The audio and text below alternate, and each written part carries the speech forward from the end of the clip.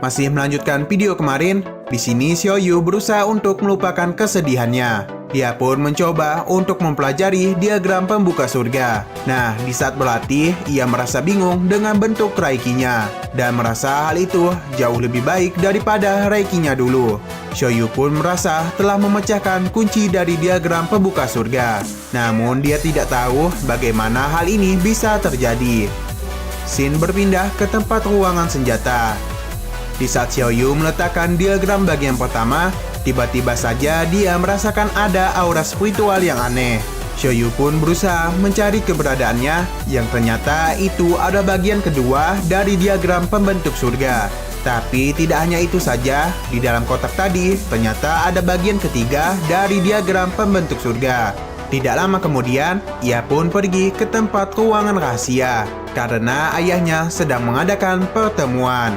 Xiaodi memberitahu bahwa ia merasakan akan naik ke tahap Shangxian dan akan menghadiri 49 rintangannya.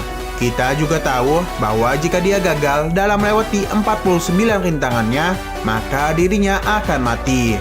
Karena ketiga anaknya sudah dewasa, Xiaodi meminta mereka untuk tidak khawatir. Apalagi hal ini sudah kehendak dewa. Xiaodi memberikan Peng dan Zheng tanggung jawab dalam memegang semua kekuasaan kerajaan. Sedangkan Xiaoyu diberikan kebebasan untuk melakukan apapun yang dia inginkan. Ia juga meminta para tetua lainnya membantu Paman Peng untuk melindungi dirinya. Nah, Xiaoyu ini ternyata juga ingin ikut pergi menemani ayahnya. Namun Xiaodi tidak ingin dia ikut karena di tahap Duji itu sangatlah berbahaya. Namun Xiaoyu tidak peduli karena dia tidak takut mati selama dia bersama ayahnya. Namun Xiaodi tetap menolak karena jika dia ikut, nantinya dia malah akan menjadi beban tim. Mendengar hal itu, Xiaoyu pun menunjukkan kekuatannya.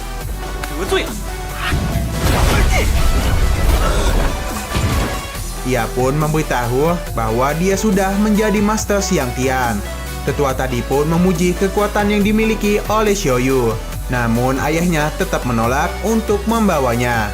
Xiaoyu pun sangat kesal karena dirinya sudah melalui banyak hal untuk sampai ke titik ini.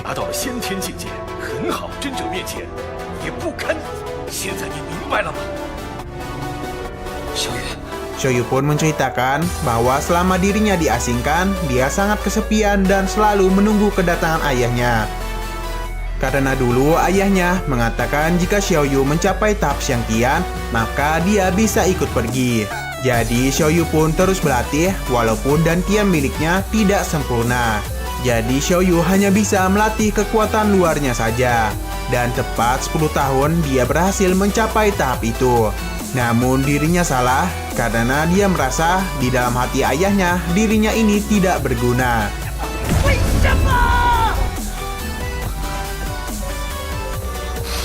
Xiaoyu meminta maaf dan berjanji dia tidak akan mengganggu ayahnya lagi.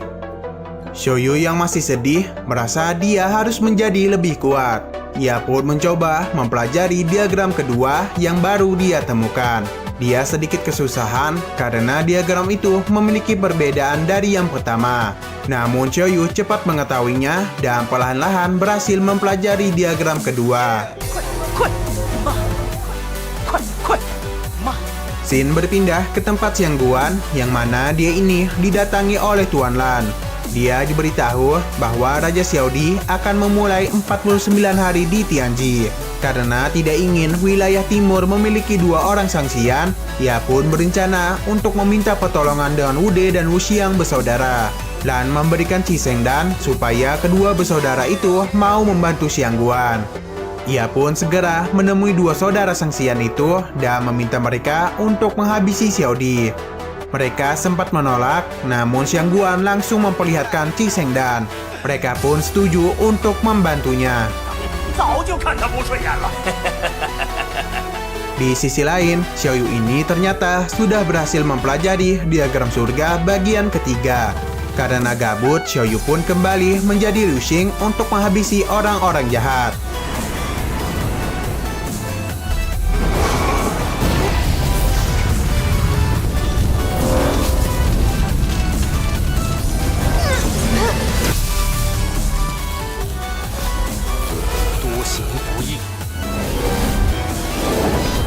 Pada suatu malam, wanita pemberi misi mencoba menggoda Liu Xing. Tapi karena dirinya memiliki iman yang kuat, ia pun menolak hal itu.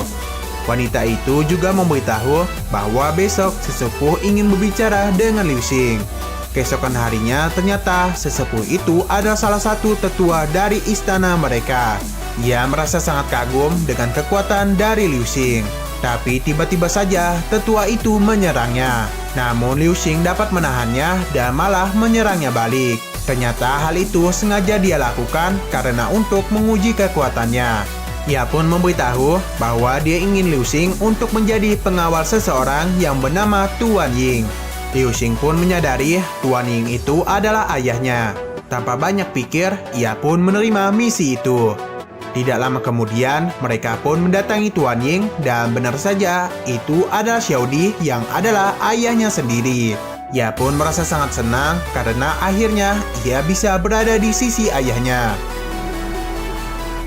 Scene berpindah kepada Xiang Guan yang mana dia membawa 4 dewa pembunuh untuk membantu Sang Xian bersaudara.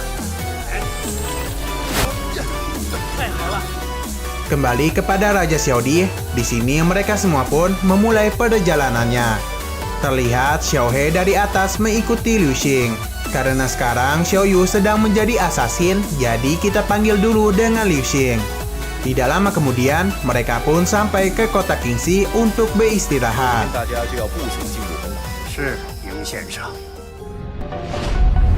Sambil memandangi bulan, Liu Xing merasa tidak menyangka pekerjaan yang ia lakukan ini bisa membawanya bersama ayahnya. Beberapa saat kemudian, Xiao Di pun datang menemuinya. Karena pekerjaan ini berbahaya, ia meminta Liu Xing untuk mundur dan dia tidak akan menyalahkannya. Namun Liu Xing ingin tetap pergi ke sana karena ia akan membuktikan hasil kerja kerasnya selama ini. Ia melakukan semua itu untuk keluarganya dan kultivasinya, supaya dia bisa mencapai tahap tertinggi untuk menghapus semua pertengkaran di dunia ini. Xiao Di percaya ia akan berhasil mencapai semua itu. Apalagi dia ini sangat mengagumi Liu Xing dan ingin berteman dengannya. Nah, di saat Liu Xing pergi, Raja Xiao Di merasa dia mencium bau dari Xiao Yu. Namun Peng mengatakan bahwa kekuatan dari Liu Xing itu berbeda dari Xiao Yu. Keesokan harinya, mereka pun akhirnya sampai di padang gurun tak terbatas.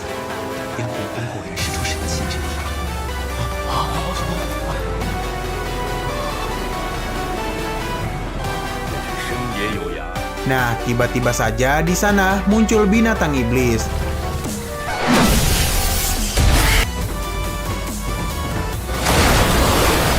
Namun Paman Peng dengan mudah mengalahkannya.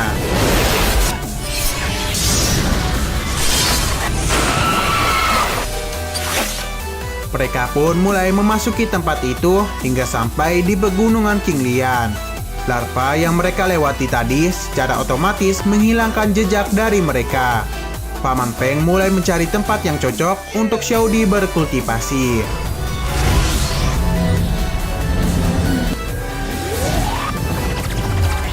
Peng yang sudah berhasil menemukan tempat itu membawa mereka pergi. Mereka pun akhirnya sampai di sebuah gua.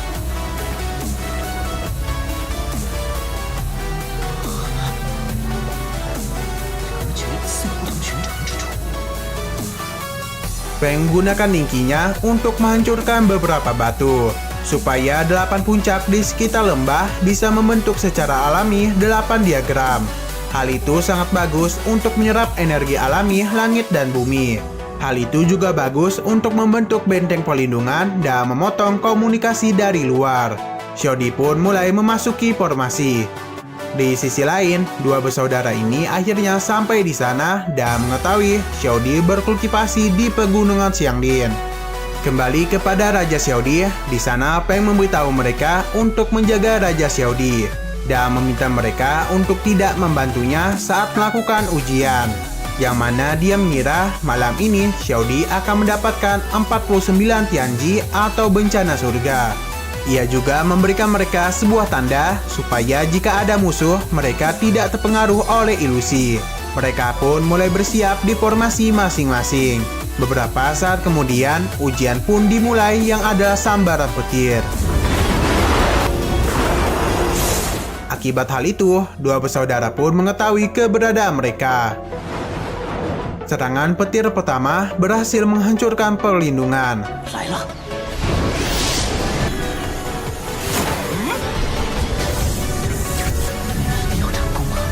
Peng merasa selama tidak ada kerusuhan, tahap ujinya akan baik-baik saja. Di sisi lain, dua bersaudara itu mengawasi mereka dari kejauhan. Karena tahap Tianjin ada 4 sambaran petir, jadi mereka menunggu terlebih dahulu. Kembali ke Xiaodi, di sana ia pun berhasil menahan serangan petir kedua. Namun, para utusan Xiangguan mulai melakukan penyerangan. Hu Xiang berhasil menghancurkan Bagua dari Xiaodi. Paman Peng menahan 4 pembunuh itu menggunakan ilusinya. Peng pun mencoba untuk melawan Ude, sedangkan Hu Xiang ini dengan mudah menyerang para penjaga kerajaan. Di sisi lain, Lu Xing berhasil menghabisi 2 dewa pembunuh, namun dirinya ketahuan oleh Hu Xiang. Liu Xing tidak ingin menggunakan senjatanya karena takut identitas dia diketahui.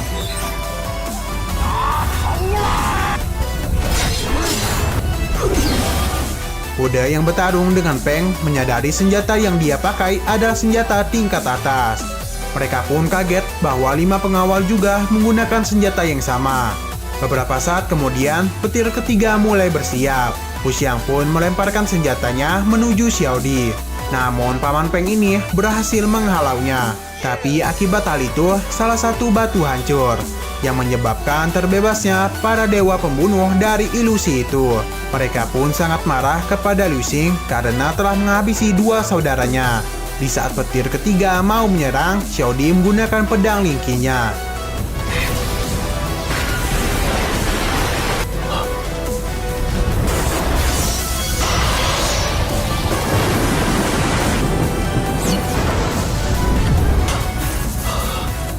Liu Xing meminta tetua untuk membantu Gaimin mengalahkan Hu Xiang, sedangkan dirinya akan mengalahkan 2 dewa pembunuh ini.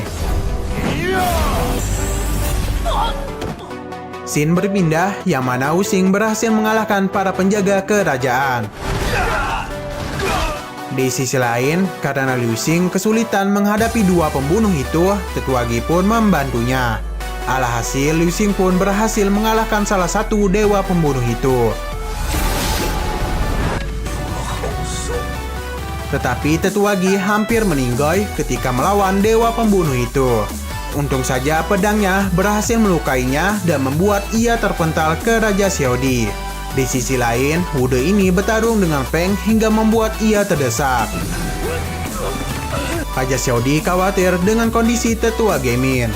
Namun dia itu tiba-tiba saja menyerangnya, yang ternyata dia ada penyusup yang diutus oleh Xiangguan. Liu Xing yang mencoba membantu dihentikan dewa pembunuh tadi, yang ternyata dia juga bekerjasama dengan Tetua Gi. Tidak lama kemudian, petir keempat pun mulai menunjukkan kehadirannya.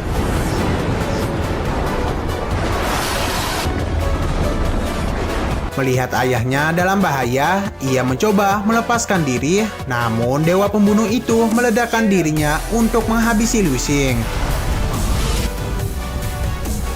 Gaimin pun tertawa karena merasa Liu Xing telah mati, tapi hal itu tidak sesuai harapannya. Di saat itu juga, petir keempat yang bernama Tianglongji mulai menyerang. Raja Xiaodi yang terluka menggunakan teknik pelindungan naga leluhur untuk menghadapi Tianglongji.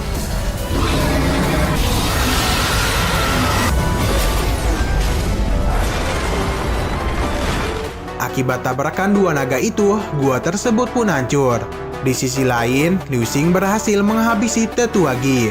Di sana Raja Xiaodi telah berhasil melalui tahap Tianji. Di saat ia memulihkan kekuatannya, Hu Xiang pun mulai melakukan penyerangan. Untung saja Tetua melindunginya dan pertarungan pun terjadi.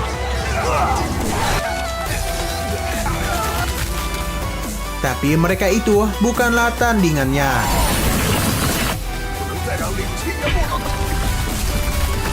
Ia pun berhasil mengambil senjata lingki mereka dan menyatukannya kepada dirinya. Walaupun tetua terluka, dia tetap berusaha untuk melindungi Raja Xiaodi. Tapi dia ini harus mati di tangan Wu Xiang. Karena Wu Xiang berniat menghabisi Xiaodi, Liu Xing pun menghadapinya.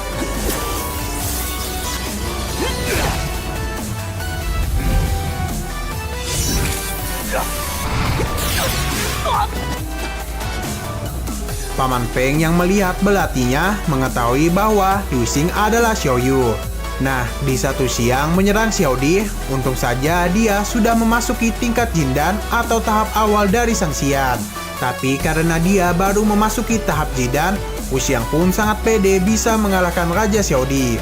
Di sana pertarungan sengit pun terjadi antara para Sang Xian.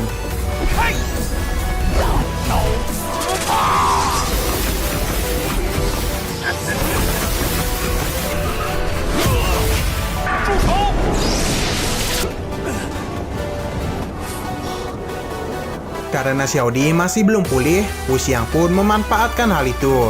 Liu Xing pun menyadari hal itu dan segera melindunginya.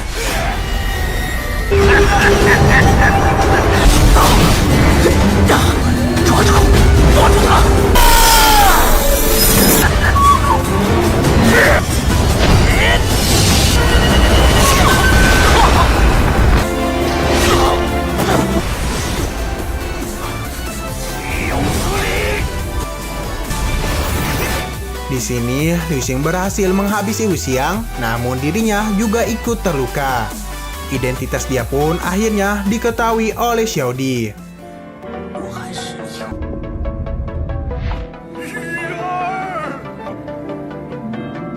Melihat anaknya yang sudah sekarat, Xiaodi pun memeluk dirinya dan mengingat perdebatan mereka.